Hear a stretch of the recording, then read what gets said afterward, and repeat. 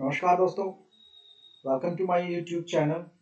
तो दोस्तों, जब हम खेलते हैं या ग्राउंड पर जब कोई भी स्पोर्ट्स एक्टिविटी करते हैं तो हम सबका एक ही सपना होता है कि हम एक चैंपियन की तरह परफॉर्म करें। लेकिन आप जानते हैं कि एक चैंपियन और एक ऑर्डिनरी प्लेयर में क्या फ़र्क होता है?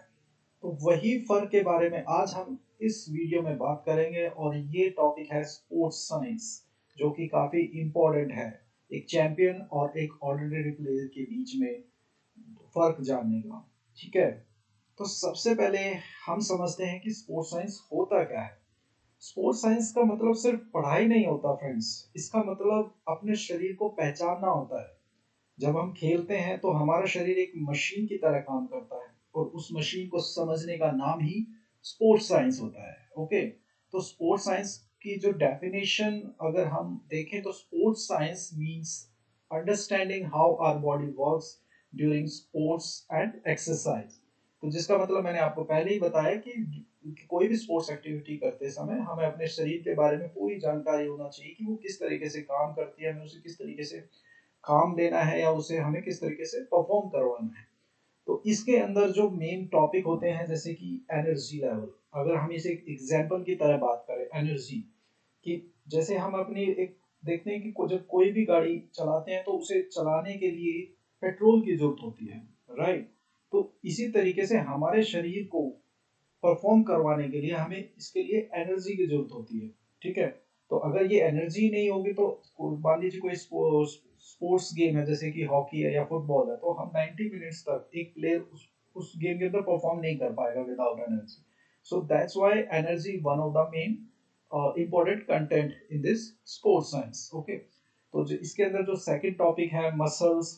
मसल्स जैसे कि आप जानते हैं कि जैसे हम एक क्रिकेट का एग्जांपल लेते हैं, एक फास्ट बॉलर जब बॉल फेंकता है तो उसको शोल्डर पर कितना जोर पड़ना चाहिए, तो ये सब चीजें ताकि वो सही ढंग से स्पीड के साथ भी बॉल फेंक सके और उसे दर्द भी ना हो। तो ये सब चीजें एक हमारी मसल्स के अंदर आती है और जो स्पोर्ट्स साइंस हमें सिखाता है कि हमें अपनी मसल्स को किस तरीके से स्ट्रॉन्ग कर सकते हैं। और थर्ड पार्ट जो कंटेंट है इसके अंदर है वो है इंजरीज। कभी कभी आपने देखा होगा दोस्तों कि इंजरीज की एक जैसे क्रिकेट के अंदर है एक अच्छा प्लेयर, ठीक है, तो वो बहुत अच्छा परफॉर्म कर रहा होता है लेकिन कभी कभी ना इंजरी की वजह से उसे सालों साल बाहर रहना पड़ता है। ठीक है, तो ये सब चीजें स्पोर्ट्स साइंस के अंदर आती हैं। ठीक है, तो अब हम इसमें जैसे कि मैंने पहले बताया स्पोर्ट्स साइंस अगर इस स्लाइड के हिसाब से हम समझे तो स्पोर्ट्स साइंस हमें बताता है कि हमें किस तरीके से खेल के दौरान या कोई भी स्पोर्ट्स एक्टिविटी के दौरान हमें किस तरीके से अपने शरीर से एनर्जी गेन करनी है, किस तरीके से हमें हमारी मसल्स से करवाना है, किस तरीके से हमें अपना स्टेमिना इंप्रूव करवाना है ताकि एक एक विनर और जो एक ऑर्डिनरी प्लेयर के बीच का जो गैप है उसके बीच को कम किया जा सके। और सबसे लास्ट और इम्पोर्टेंट पार्ट होता है कि हमें इंजरीज से भी अवॉइड अपने आप को रखना है। ये सब सब चीजें स्पोर्ट्स साइंस हमें सिखाता है जिसके अंदर हम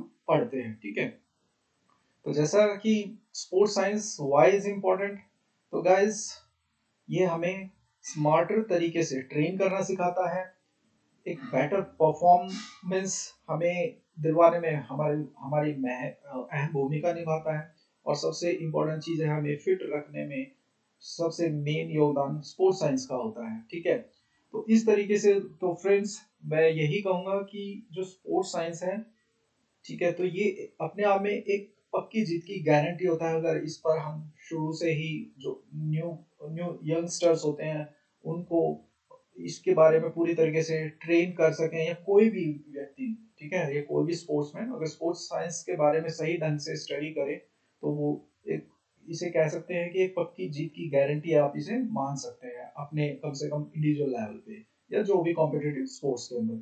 तो आने वाले वीडियोस में हम इसे डिटेल में समझेंगे इन सब चीज़ों को, जैसे कि एनर्जी स्पोर्ट्स के अंदर हम अपने शरीर से किस तरीके से एनर्जी गेन कर सकते हैं। तो आज के लिए इतना ही काफ़ी है दोस्तों, तो थैंक यू वेरी मच।